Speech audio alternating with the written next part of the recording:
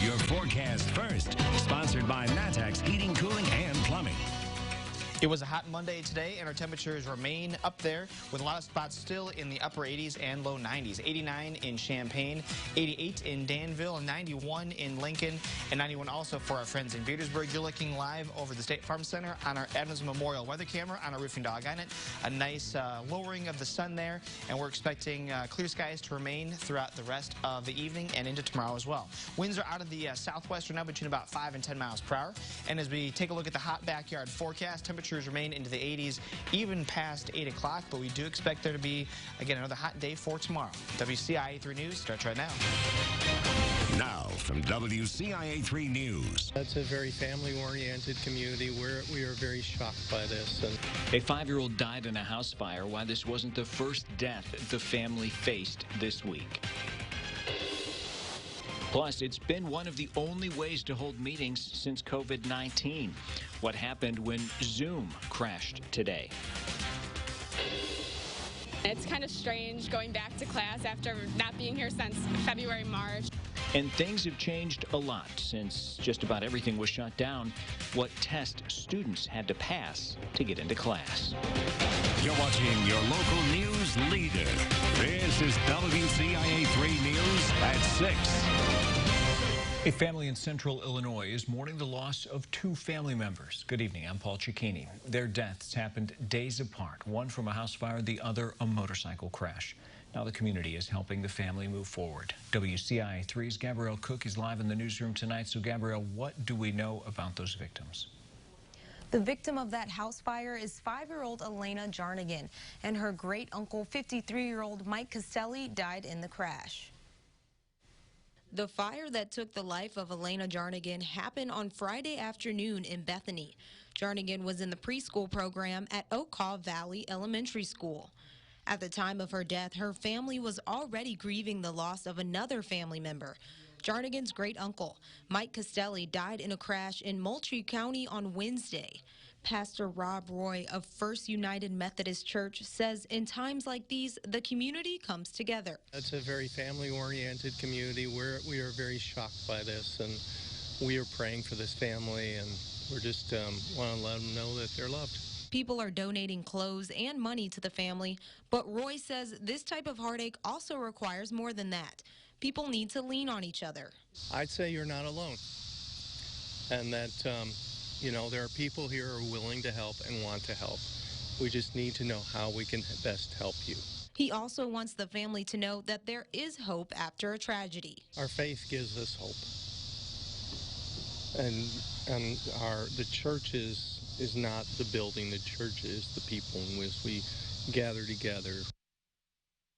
Mike Castelli's funeral will be in Lovington tomorrow at McMillan and Young. The visitation will be from 5 p.m. to 7 p.m. Jarnigan's funeral is still being planned.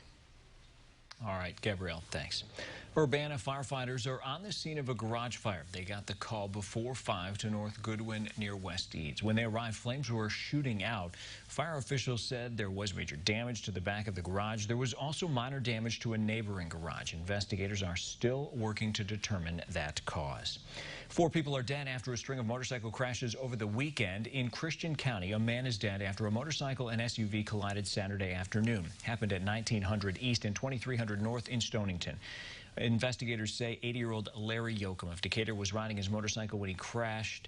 When he and the SUV crashed, he died at the scene. That crash is under investigation. In Effingham County, a man in Pawnee is dead after he crashed his motorcycle yesterday. Happened on Illinois Route 128, just over a mile north of Illinois 33. The rider's name hasn't been released, but state police say the 54-year-old man drove off the road, hit a ditch, and flipped the motorcycle. He was flown to a hospital and later died. We're learning new information after 2 people were killed in a motorcycle crash in Decatur. Authorities say 60-year-old Maria Karmatzes and 58-year-old Edward Clark Jr. were killed. Investigators believe they veered into traffic and hit a car near West Main Street and South Dipper Lane. Neither of them was wearing a helmet, and they died at the scene. Here's a follow-up now. The city of Champaign is asking the community for help ending gun violence. Officials say gun violence has killed 2 people and hurt 8 others in the last 2 weeks. 5 people were injured in 2 separate shootings over the weekend. It's also resulted in property damage to homes and other vehicles. The local leaders say many of these shootings are targeting specific people and are a result of ongoing disputes. They're now asking anyone with information to come forward and share what they know with police or someone else they trust. No one was hurt after a Champaign-Urbana MTD bus was hit by gunfire. Happened around 11:30 a.m. yesterday at East Columbia Avenue and North 5th Street in Champaign. Police say the bus was stopping to pick up a passenger when people in 2 cars in the area started shooting. The driver and 5 other people were on the bus. MTD officials say this is the first time an MTD bus has been hit by bullets. We have new information about a 7-year-old hit by a car over the weekend. The man confessed to the hit and run. Happened Friday. Springfield police say 62-year-old Bernard Fokum-Dinga failed to slow down for 7-year-old Jax when he was riding his bike. The boy was bleeding from the face, arms, and legs. Instead of stopping, he drove off. Fokum-Dinga was arrested for leaving the scene of an accident causing death or injury. That's a Class 4 felony. A man in Paxton's been charged with predatory criminal sexual assault of a child.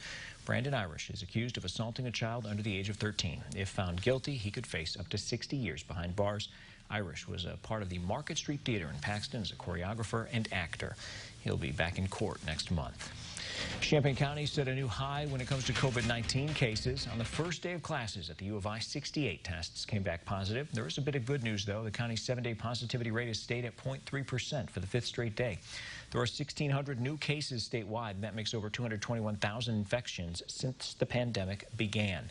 8 more people have died, though. Illinois has lost more than 7,800 people to COVID-19.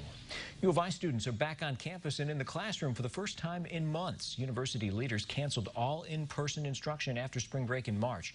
Today was the first of the fall semester. WCIA3's Karina Rubio spoke with some students to learn what it's like to make the return during a pandemic. Alma Mater usually welcomes U of I students back on the first day of classes, but even the iconic statue is following safety guidelines on this year's first day of classes. Monday marked the start of the fall semester. I just took my first test, but I feel like it's pretty effective. So far it seems very efficient. Results within 5 to 48 hours, and the lines haven't been long at all. When the U of I first launched their COVID-19 testing sites back in July, Chancellor Robert Jones told me that the saliva-based test was one of the main things allowing them to welcome back staff members and students in some capacity this fall. Finding out if you have coronavirus is now another task on the weekly to-do list. It's every 4 days, so twice a week. They're having us get the test and then show our phone to get into the buildings, and we have to have the building approved status. The U of I is using a hybrid model, both face-to-face and virtual instruction, depending on the class.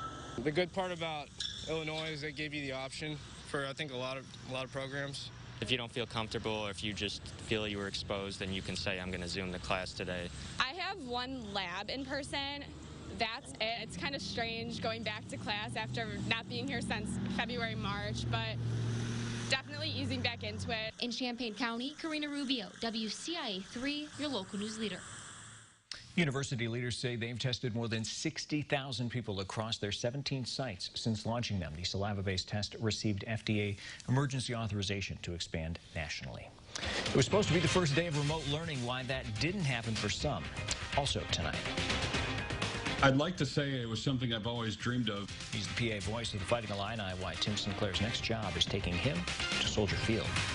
What doesn't Tim do? He does so much. We had a really hot day today with temperatures that were able to rise into the 90s. We're expecting more 90s over the next few days. We officially topped it at 91. Now coming up, we are also looking at the chance for some rain showers, which we need thanks to some tropical moisture coming through, and that'll hope to bring our temperatures down next week. We'll talk about it next.